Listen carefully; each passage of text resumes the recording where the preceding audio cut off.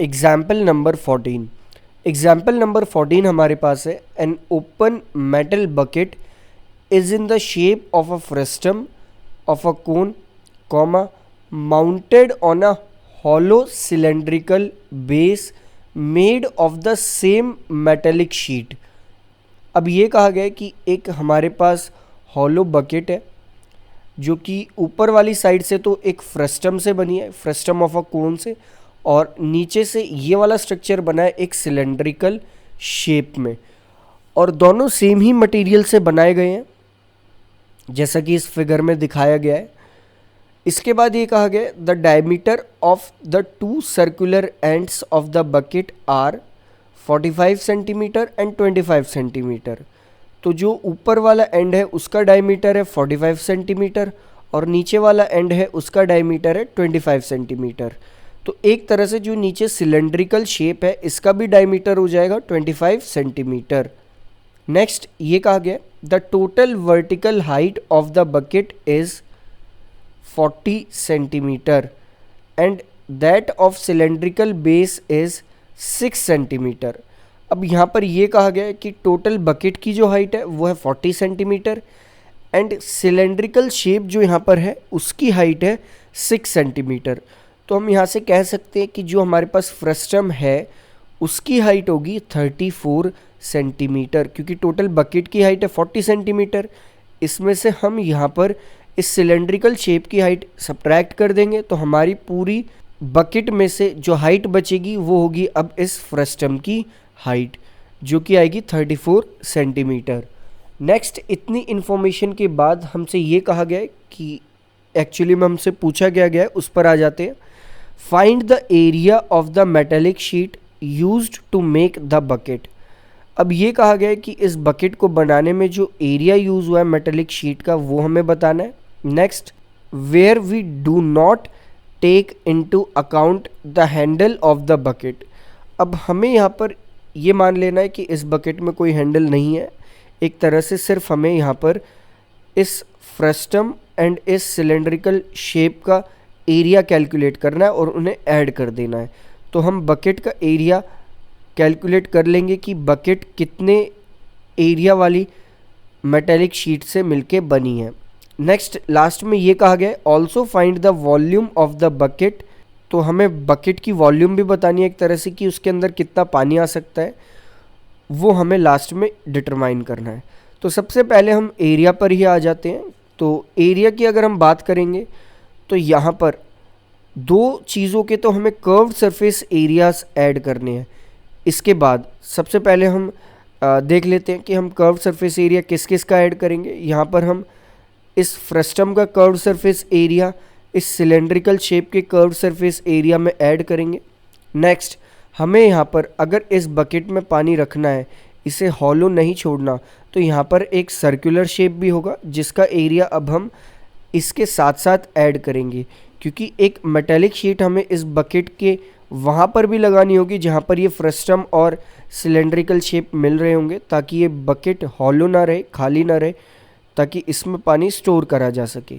तो यहाँ पर हमें तीन एरियाज पता होने चाहिए, that is curved surface area of frustum of a cone plus area of a circular base plus curved surface area of cylinder. अगर हम तीनों का सरफेस एरियाज जो है उसे ऐड कर देंगे तो हमारे पास इस बकेट का वो एरिया आ जाएगा जो कि हमें मेटेलिक शीट को प्रिपेयर करने के लिए यूज़ करना होगा। अब अगर हमें एरिया फाइंड करना है तो हमें स्लैंट हाइट फाइंड करनी होगी।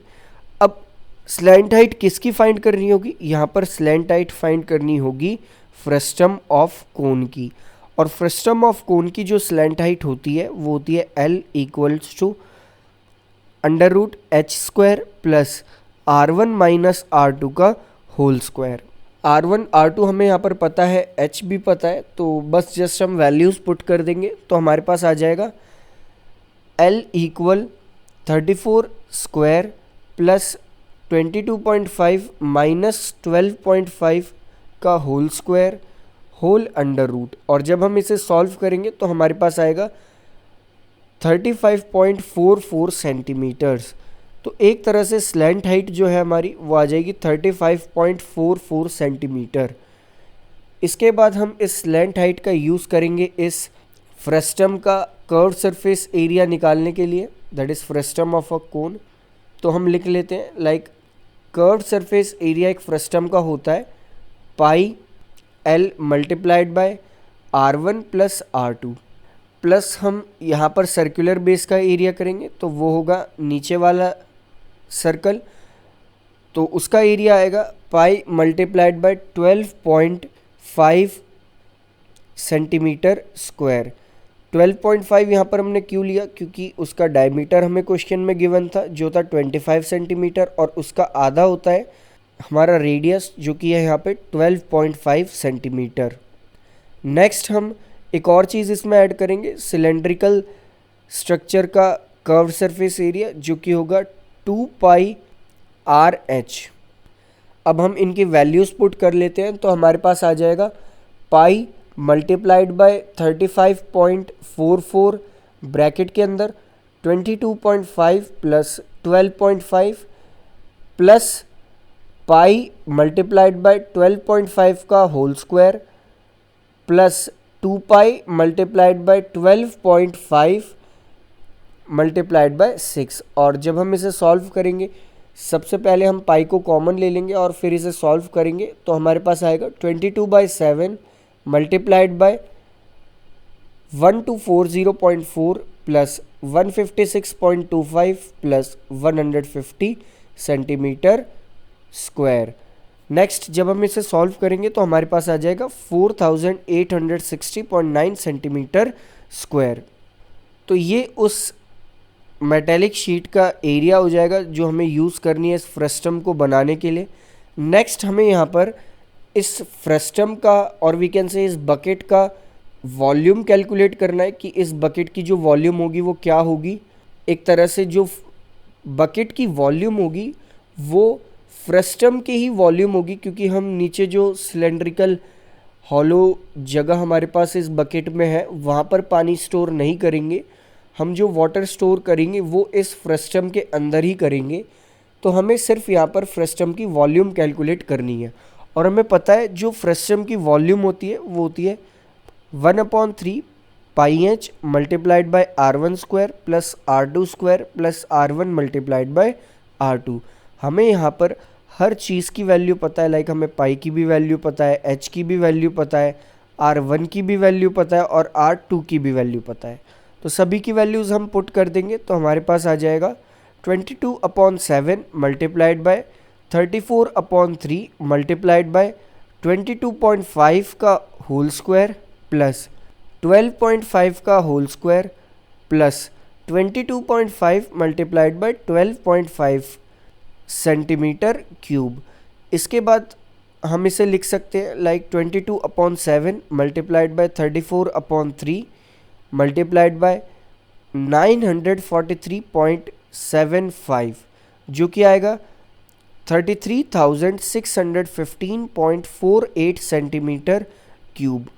और हमें पता है कि 1 लीटर में 1000 सेंटीमीटर क्यूब होते हैं, तो ये आएगा इक्वल 33.62 लीटर्स अप्रॉक्सीमेटली। तो कैलकुलेशन को अगर हम यहाँ से स्किप कर दें तो एक्चुअली में हमें यहाँ पर कंसेप्ट क्लियर होना चाहिए कि हम सारी चीज़ों को कैसे समझेंगे। और इसी कंसेप्ट के अकॉर्डिंग अब हम दोबारा कुछ क्वेश्चंस करते हैं फ्रस्टम ऑफ अ कोन पर बेस्ड।